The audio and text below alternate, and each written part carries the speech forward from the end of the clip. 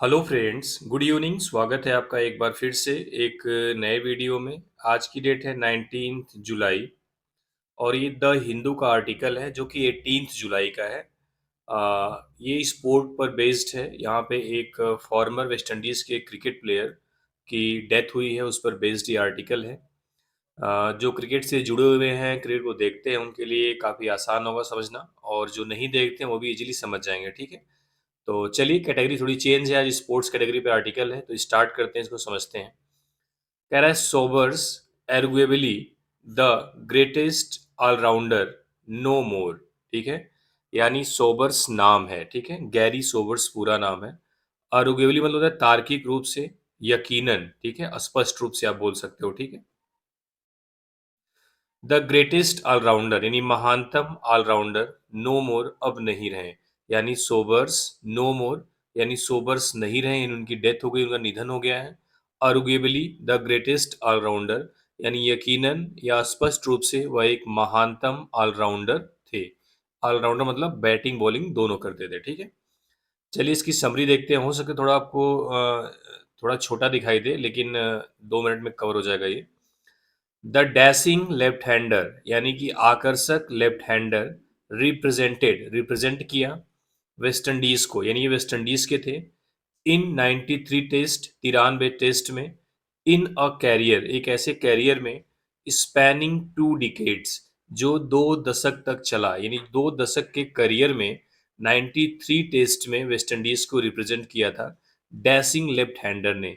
Left hander यानी left hand से बल्लेबाजी करते थे। डैशिंग एडजेक्टिव लगा हुआ है उनके लिए, यानी काफी आकर्षक बल्लेबाजी करते थे। ठीक है, ही केम वह आए, सेकेंड ओनली टू ब्रैडमैन। देखो, एक फ्रेज होता है सेकेंड ओनली टू समथिंग, यानी समथिंग समवन या समथिंग की जगह जो नाउन आता है उसके बाद ये दूसरे हैं। ठीक है, यानी इसके बाद ये थे दूसरे नंबर पे। कह रहा है he came second only to Bradman, यानी वह ब्रैडमैन के बाद दूसरे नंबर पर आए।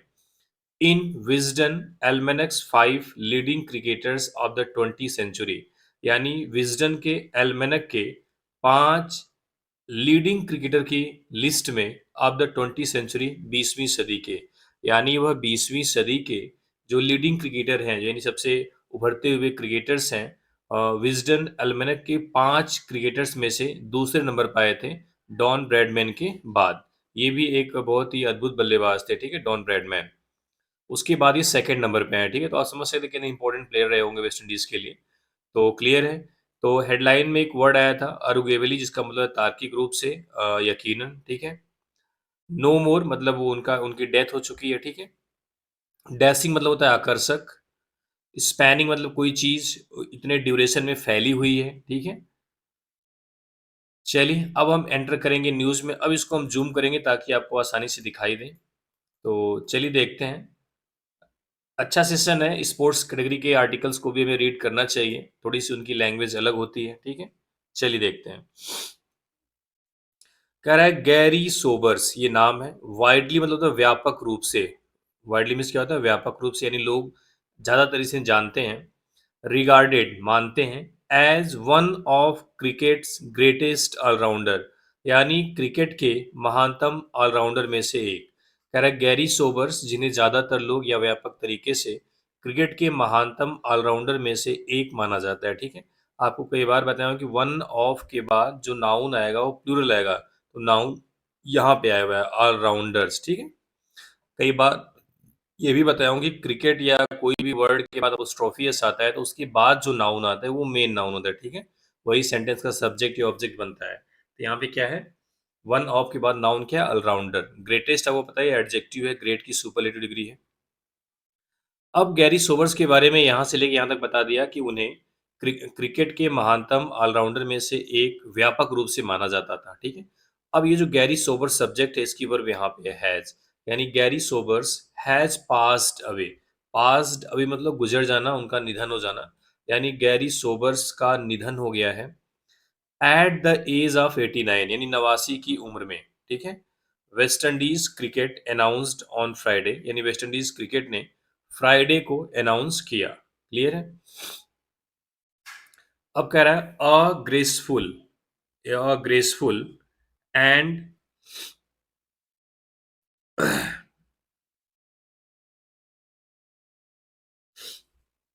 And destructive left handed batter.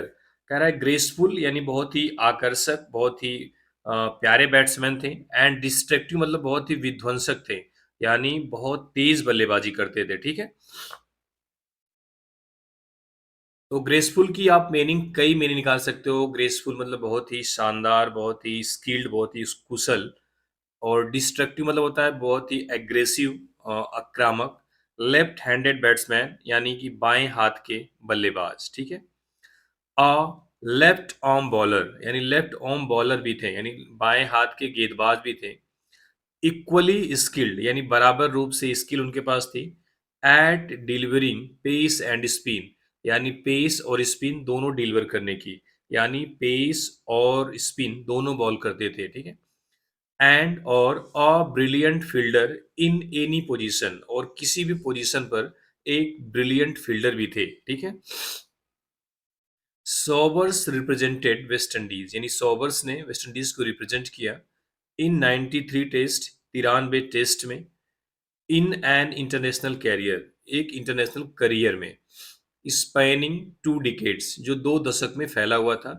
From 1954 to 1974 यानी 1954 से लेकर 1974 तक टोटल 20 साल होते हैं, जिसको हम 2 डिकेड्स बोलते हैं। यानी इस 2 डिकेड्स के दौरान उन्होंने अपने इंटरनेशनल करियर में 93 टेस्ट में वेस्ट इंडीज को रिप्रेजेंट किया, यानी उसकी कप्तानी की। ठीक है, आगे कह रहा है सोबर्स स्कोर्ड 26 सेंचुरीज यानी सोबर्स ने, गैरी सोबर्स ने 26 सेंचुरी लगाई, स्कोर की। एंड और his knock off 365 not out against Pakistan, और उनकी 365 रनों की नॉक पारी, नॉट आउट यानी नाबाद, अगेंस्ट पाकिस्तान, पाकिस्तान के खिलाफ इन 1958 1958 में। ठीक है, was the highest individual test score यानी सबसे ज्यादा इंडिविजुअल यानी व्यक्तिगत टेस्ट स्कोर था।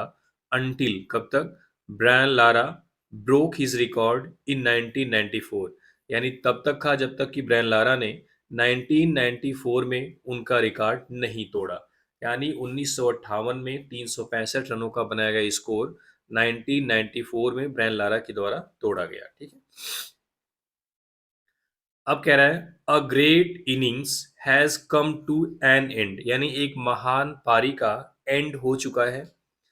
इन आवर हर्ट्स हमारे दिलों में, नाउ एंड फॉर एवर जो अभी भी हैं और हमेशा रहेंगे। Sir Garry field Sobers waste Indies cricket posted on social media यानी वेस्ट इंडीज क्रिकेट ने सोशल मीडिया पर पोस्ट किया, ये यहाँ से लेके यहाँ तक उनके द्वारा की गई पोस्ट है कि एक महान पारी का अंत हो चुका है, हमारे दिलों में वह अभी भी हैं और हमेशा रहेंगे। Sir Garry field Sobers. ठीक है, ये उनका पूरा नाम था।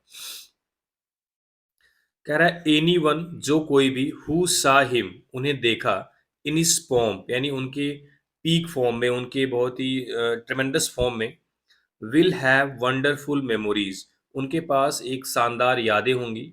ऑफ अ ग्रेट बैटर एक महान बल्लेबाज की।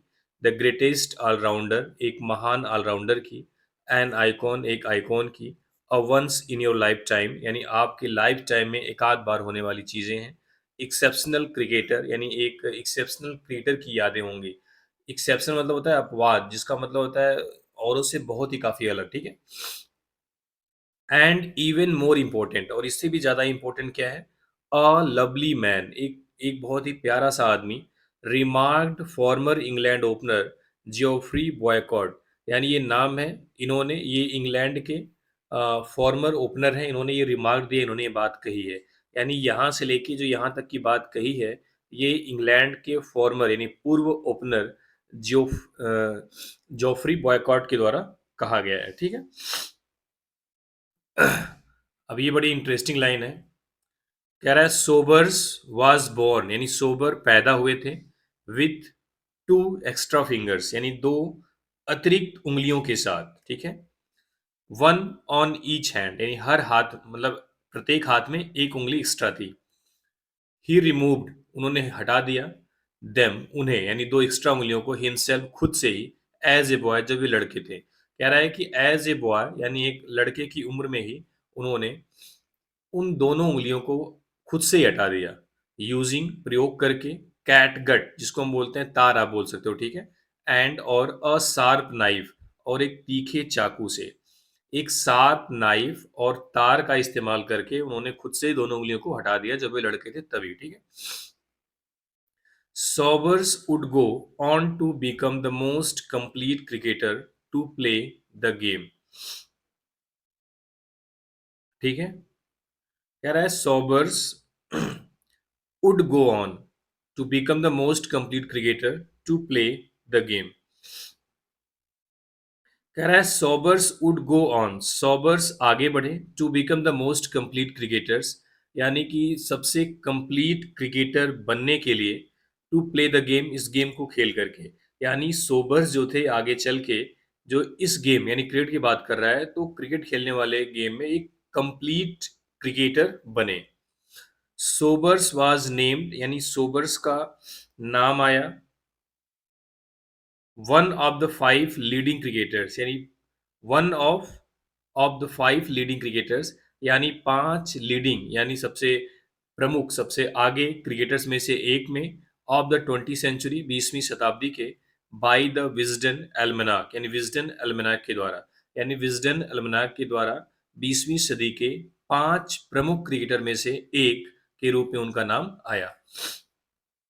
He came second only to prolific Australian batsman Don Bradman, यानी वह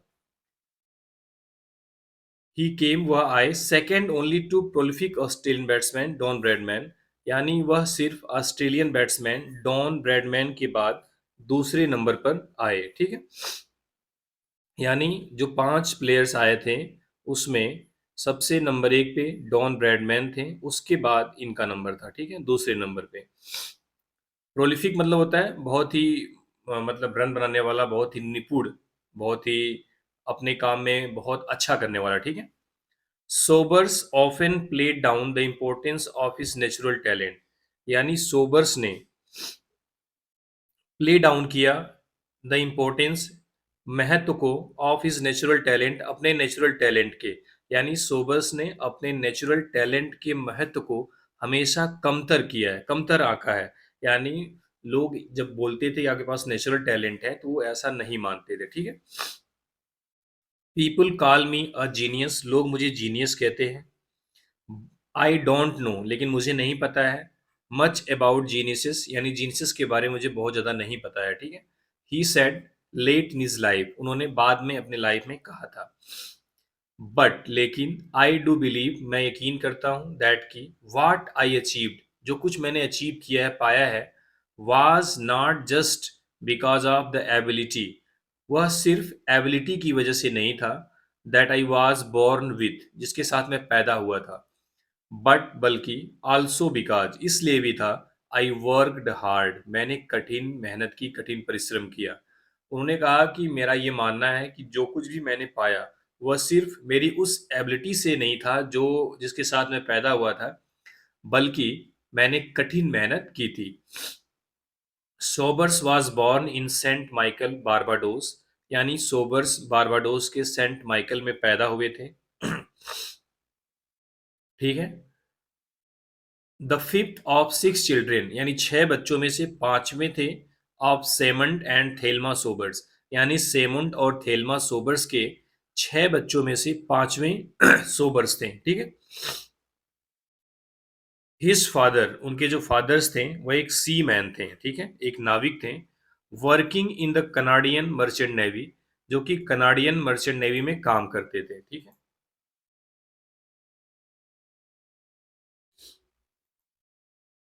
डाइड मर गए, व्हेन जब जर्मन फोर्सेस यानी जर्मन के फोर्स ने, जर्मन बलों ने, सैंक द बोट उस बोट को डुबा दिया, ऑन विच जिस पर ही वाज सर्विंग वह सेवा दे रहे थे, ठीक है। कह रहा है उनके पिता जो कि कनाडियन मर्चेंट नेवी में नाविक के रूप में काम कर रहे थे, जब जर्मन फोर्स जब जर्मन सेना ने उनके उस नाव को डुबा दिया जिस पे वे काम कर रहे थे, सोबर्स वाज 5 years ओल्ड, उस समय सोबर्स सिर्फ 5 साल के थे, ठीक है। Sobers excelled eight many sports, यानी सोबर्स कई खेलों में अच्छा प्रदर्शन किए, स्केल मतलब होता है बहुत ही अच्छा प्रदर्शन करना, इससे एक्सेल्ड करना, ठीक है, एक्सेलेंट से बना हुआ है, ठीक है। एक्सेल यहाँ पे वर्ब की सेकंड फॉर्म है। इंक्लूडिंग फुटबॉल एंड बास्केटबॉल, यानी सोबर्स, फुटबॉल और बास्केटबॉल समेत कई स्पोर्ट्स में अच्छा प्रदर्शन किया या उत्कृष्ट प्रदर्शन किया। बट लेकिन cricket was his passion, cricket उनका जुनून था, उनका पैशन था। हिज फर्स्ट मेमोरीज, उनकी पहली यादें ऑफ द स्पोर्ट्स, खेल की, वर ऑफ प्लेइंग, थी। देखो, हिज फर्स्ट मेमोरीज नाउन है, वर्ब है। हिज फर्स्ट मेमोरीज, उनकी पहली यादें खेल की थी, of playing in the road, यानी रोड पर खेलना, और ऑन द बीच या फिर बीच पर खेलना, एज्ड 8, 8 साल की उम्र में। यानी उनकी जो यादें थी, उनकी जो फर्स्ट मेमोरीज थी किसी भी खेल की या इस खेल की, यहाँ पे स्पोर्ट की बात कर रहा है, यानी यहाँ पे क्रिकेट की बात कर रहा है, वह थी रोड पर या बीच में खेलने की 8 साल की उम्र में, ठीक है।